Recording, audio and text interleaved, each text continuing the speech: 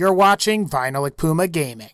What's up, guys? So originally I wasn't going to make a Borderlands 2 rant part 4.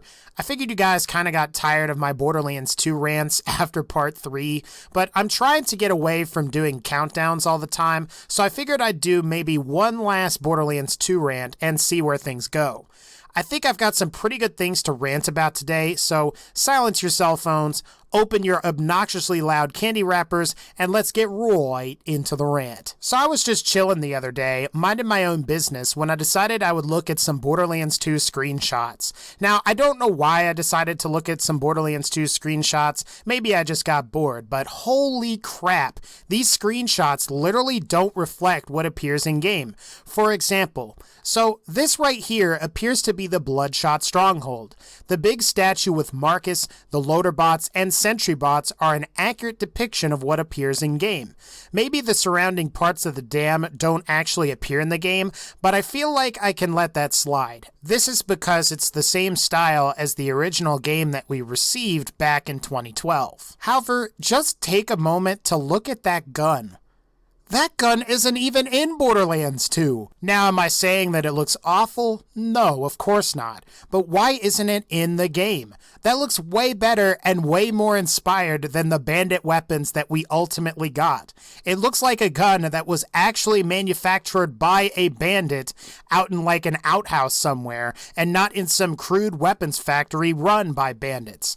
I love it. I want to shoot bandits, skags, loaders, and other Hyperion personnel in the face with that gun. Speaking of stuff that's not in the game, we have this next screenshot that has the opposite problem. Now, I will admit that the gun looks kind of weird, but for all intents and purposes, we know it's a Jacobs assault rifle with the Jacobs barrel. The weapon skin certainly looks different too, but it's relatively close to some of the weapon skins that actually appear in the Borderlands 2 that we received. At the same time, what location in the game looks like this picture? Yes, it does look like the Highlands, but is there anywhere in the Highlands that really looks like that?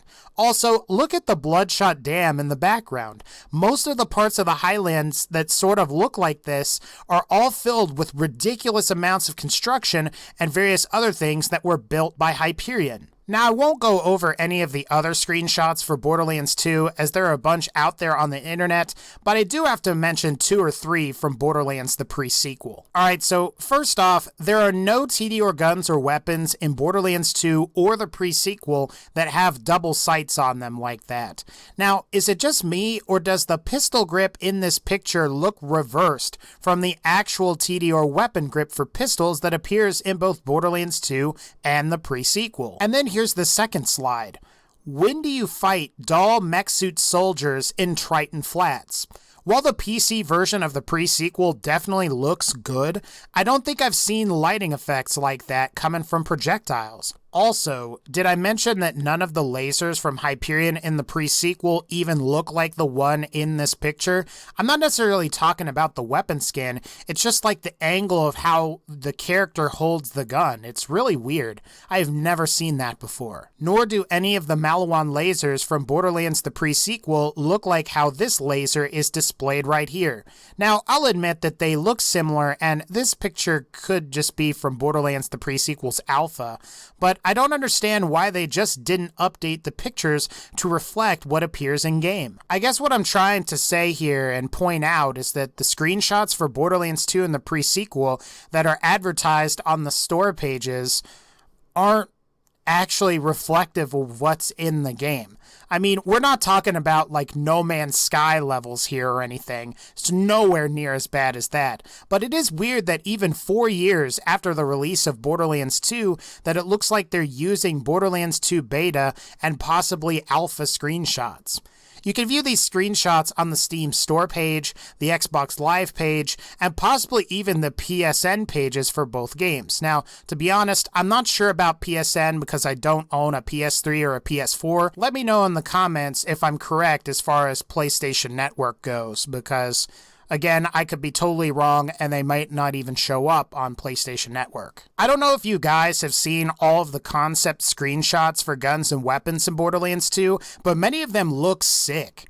I would even venture to say that the vast majority of Borderlands 2's concept art looks better than what ultimately appeared in the game itself. Now, I know I've used a lot of screenshots in this particular video, but here are even more screenshots. So what amazes me is that Gearbox actually designed a TDR assault rifle for Borderlands 2. You can even see in the picture what it would look like in first person if your player character was holding the gun in hand. Plus, the barrel looks radically different from what we see from other assault rifles in the game. And then there's the Vladov spinny gun. Now, while I will admit that I hate Vladov spinny gun assault rifles to use, the Black Widow styling and the sheer amount of detail on the reflex sight is awesome. While I definitely like the look of Borderlands 2's Shred-a-Fire, I may have actually preferred the look of this weapon instead. And then here's a Bandit SMG. It's pretty obvious to me that this looks superior to what can be found in the game. Take a moment to look at the contrast in the various different reds, purples, and light blues. I also prefer the look of what appears to be the melee spike attachment over the melee attachments that we ultimately got in Borderlands 2. You've even got the concept art for this Dahl assault rifle. Now, I'm pretty sure I've shown pictures of this assault rifle before, and it's also worth mentioning that you can occasionally see this gun in the game's posters. This is really cool in my opinion, and looks so much different from all of the other assault rifles that we got in Borderlands 2. Having the magazine behind the grip is really cool and reminds me a lot of the real-world bullpup weapons that you can occasionally see. There's even concept art for Dahl sniper rifles too. While these definitely look less streamlined than the snipers that we ultimately see in Borderlands 2, they could be interesting to shoot enemies in the face with. All of these look like they could even be sniper rifles from TDR, especially when you consider their more blocky appearance. Ultimately, all of the concept art here depresses me because it shows some of the things that could have been. It would be awesome to have a TDR assault rifle, Dahl bullpup, or even the cool melee attachment that appears on the Bandit SMG concept art.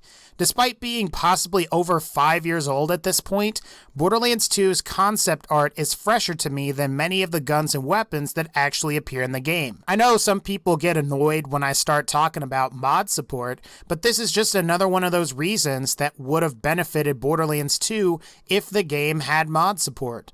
Imagine being able to actually use TDR assault rifles or Dahl bullpups, or even that cool melee attachment that again appears on that Bandit SMG. If you had mod support, modders could re-add that stuff into the game and have fun messing around with it, and it would have been amazing. Now, alright guys, so I know I've shown a lot of images in this video, but I do want to discuss a more recent video I made about a month ago now. Now, this video didn't do poorly or anything. In fact, the like to dislike ratio on the video is pretty decent. Yeah, it's got about 200 dislikes on it, but it's also got about 1,100 likes on it too, which I'm very thankful for. Even still, it's clear to me that there was a decent amount of backlash on this video, and I do want to go ahead right now and address some of that backlash now. Some people mentioned that I got some things wrong in the video. I will admit that I was wrong about Maya's Reaper skill. I was thinking you dealt more damage the lower an enemy is on health, when it's actually when an enemy is above 50% health, so yeah guys, I was definitely wrong about that. Even still, after watching the video again and looking through some of the comments, it's clear to me that some of the people that reacted to the video probably didn't even watch the video. I literally spent the first 2 to 3 minutes explaining the positives of Axton. Axton is really good with TDR reloads. The grenade damage bonuses improve some of your existing weapons, like Torg weapons, and occasionally you get some other weapons too, and Axton is pretty powerful while using the fastball, which the grenade damage bonuses also improve. On top of that, when you consider his grit skill, Axton has a lot more survivability than Zero and some of the other playable characters in the game. However, despite the criticism, largely I'm going to stand by what I said. In terms of damage output, Axton is nowhere near as capable as Salvador, Zero, or Krieg. In the case of Salvador, once you've got the Grog Nozzle and another really powerful weapon like a Norfleet, Unkempt Herald, or Interfacer, your damage output will exceed what Axton can muster. Not to mention the skill level required to achieve this damage output is much lower on Salvador than it is on Axton. Krieg has Bloodsplosion, which can be pretty powerful too. Gage has Anarchy, and Maya has Cat class mods that boost the damage of SMGs. You add in a Sandhawk with the B, and you'll still probably deal more damage than Axton can when Axton is also using the Sandhawk and the B. Now, is that to say that Axton can't feasibly deal more damage in some other ways? No. I've seen some impressive videos from other Borderlands 2 content creators where they kill Hyperius with just TDR reloads. Speaking of Hyperius, I do want to talk about Zero for a little bit. Axton has nothing like Zero's bore, which despite the level of the gun you use, as long as it is compatible with the bore skill, you can one-shot Hyperius. Some of the people that I've seen criticizing me for creating my video denied the fact that this is and was possible at the time. Now, I'm not particularly fond of Githalion or anything. I don't hate the guy, but I don't really love the guy either. But there was a massive and stupid controversy over Gearbox forum members complaining that when Githalion made these videos that he was cheating or faking the results somehow. Naturally, because these same people were acting like idiots, pretty much the entire community called them out on it. Now, I'm not going to be one of those guys that professes to know everything. In some certain ways, the Gearbox forum is a great place to learn about the game. However, it also is subject to politics among the various forum moderators and some of the elite members. And in a lot of cases, these guys in particular need to be right about everything 100% of the time. If you discover something, regardless of whether it's true or not, these people will tell you you are wrong, despite evidence to the contrary. And if you want my opinion, this attitude needs to change, and it's needed to change for a long period of time. It's a big reason why I, and possibly some of the other people that like Borderlands 2, don't like the Gearbox forum. I guess to wrap this up, as far as the Axton is the worst character in Borderlands 2 video is concerned, to be perfectly honest, I would like everyone's opinion of me to be 100% positive, but I know that that is unrealistic and that's not going to happen. In fact, I think it's probably a good thing that not everyone totally agrees with anyone else. Just realize that when I make the worst guns videos or even these rant videos, I do this as a form of like entertainment and critique. Believe it or not, Borderlands 2 has had some legitimate problems, and while many things have been fixed to Gearbox's credit, there's still a lot that they can do to improve what is essentially one of their best games. Alright guys, that's going to pretty much wrap up this particular video. If you like this video, please be sure to leave a like, and let's see if we can get to 900 likes. If we do get to 900 likes, I will probably make a Borderlands 2 rant part 5. We'll see, but ultimately, guys, again, like this video if you like it, and otherwise, take care, and I'll see you all next time.